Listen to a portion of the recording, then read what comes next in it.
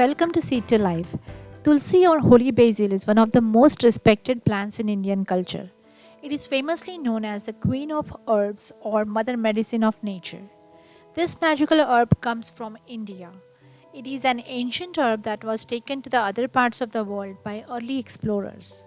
Today, I believe it must be grown in every part of the world. For centuries, holy basil, a sacred plant, has been believed to cure several illnesses like curing respiratory diseases, infections, stress related issues, fever, body ache, thyroid issues, heart problems, diabetes, poor memory, blood clotting, fertility problems, and many more. Researchers who believe in this plant are conducting experiments to prove the positive effects of this plant. Other than as a herbal medicine, it is also believed to purify air, and that is why in most homes in India you can find a holy basil plant in their front yards. The leaves are used to make tea to comfort body aches and relieve stress during sickness. The spicy minty tea definitely wakes you up for a busy day. It is very comforting. The leaves are boiled with some other herbs like ashwagandha, onions, black pepper, flax seeds, and cloves to make a decoction to soothe the irritated throat. The stems of holy basil are used to make rosary beads known as Tulsi mala. It has religious significance in Hindu religion. Tulsi or a holy basil tree is considered a goddess and used in various ceremonies like Tulsi vivaha, when young boys are married to these plants on a special occasion every year. It is interesting how different religions believe that some plants are holy and treat them respectfully. As I always mention, the love for nature is universal. I dry the leaves and add them to tea powder to make stress buster tea every day. The chemicals in tulsi are so potent that it rarely gets attacked by pests. I love to snack on these leaves whenever I'm outside in my backyard. It is like a natural mouth freshener. We have seen some possible positive effects of holy basil, but there are researchers who also talk about the side effects of these plants. Basil leaves contain eugenol, a phenolic compound, and other phytochemicals. All these phytochemicals can cause low blood pressure, low blood sugar, or slow down the blood clotting. Some animal studies suggest that in high doses, holy basil extracts can cause fertility issues. Eugenol in the leaves can cause irritation of the oral mucosa if your mouth is sensitive to such astringents. Other than that, it is overall a safe herb to consume in moderate amounts. I guess for the same reasons, it is not consumed as a vegetable, but only a few leaves are used at a time.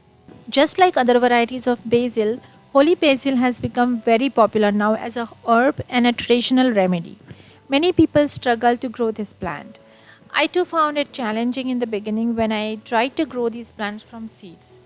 Germinating basil seeds was not an issue for me, but keeping the young seedlings alive was challenging.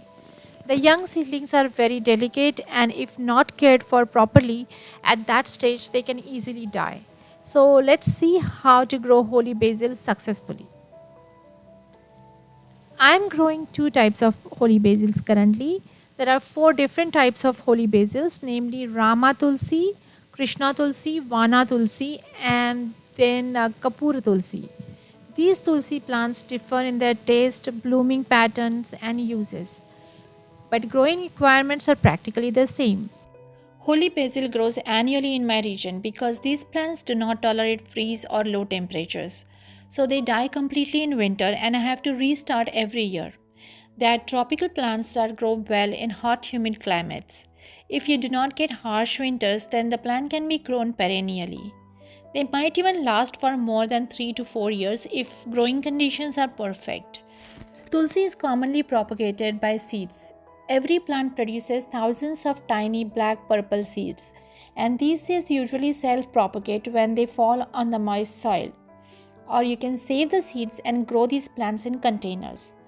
Towards the end of the winter, you can start the seeds indoors 6 to 8 weeks before the last frost date.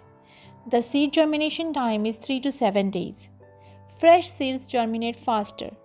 If you want to get fresh holy basil seeds, you can visit my Etsy shop. The link is in description. The potting mix should be well draining, loamy, and the pH should be slightly acidic to neutral. The optimal pH for holy basil plants is between 6 to 7.5. Sprinkle the seeds on the top of this moist mix. If you're growing the seeds in hot climate, then you can cover them up with about 1/8 inch of potting mix. I typically sow the seeds directly in early spring or cover the planter with a plastic bag to maintain high humidity. In the first few weeks, the seedlings are very delicate and sensitive to moisture and temperature. The optimal temperature is between 60 to 80 degrees Fahrenheit or 16 to 27 degrees Celsius. The seedlings do not like sudden temperature changes, and that is why I failed to grow holy basil successfully in the beginning. The temperatures in Texas is so unpredictable that in one day you might see all 4 seasons of the year. Once the seedlings are about 5 to 7 inches tall, they are pretty tolerant to changing weather, and they are then ready to be transplanted to a bigger pot or in the ground. I prefer growing them in the ground, and once established, you will be amazed to see how strong they are. Every year in summer, temperatures in my region are constantly above 100 degrees Fahrenheit for weeks, and holy basil is one of the few plants that battle with high heat successfully and come out as winners. The high heat makes them bolt, and the size of the leaves gets a little smaller, but not much.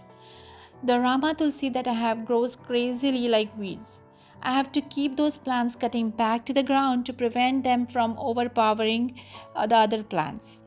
Rama Tulsi has a bushy nature, and the plants get so thick and broad that other plants do not get any nutrients and sun. Tulsi plants self-seed so easily that you can see them sprouting everywhere in the backyard. In my observation, Rama Tulsi plants produce almost 10 times more seeds and leaves compared to the Krishna Tulsi. Purple holy basil is comparatively a slow grower, and it grows erect like a small tree. For a fuller appearance, you can keep trimming them to allow more branching. Just like basil, keep snipping off the tops to prevent bolting and encourage new leaf development. Tulsi plants typically grow up to 4 feet tall, but recently I saw a social media post in which the bush was almost looking like a tree. It was amazing.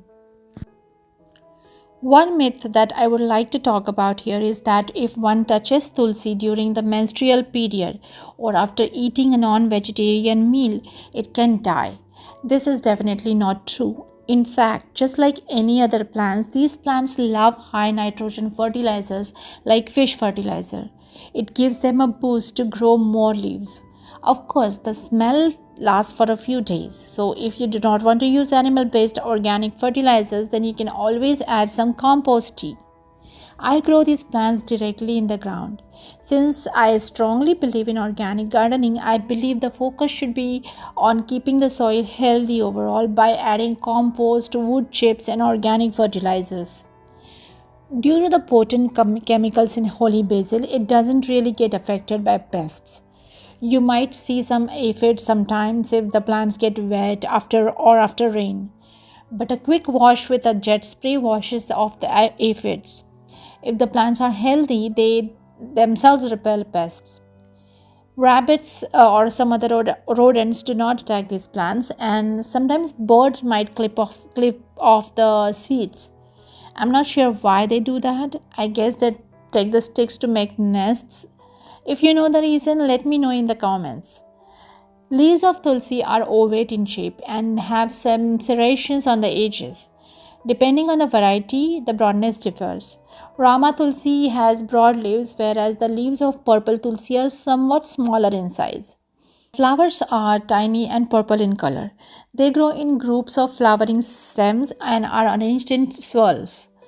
A blooming flower, holy basil, invites many beneficial insects, hoverflies, bees, and other insects. And these insects pollinate the flowers. The flowering stems eventually dry off and seeds fall down. They can easily be transported by wind or to the nearby places. And it is easy to collect and save the seeds. They last for several years. I hope you liked this video and found it useful.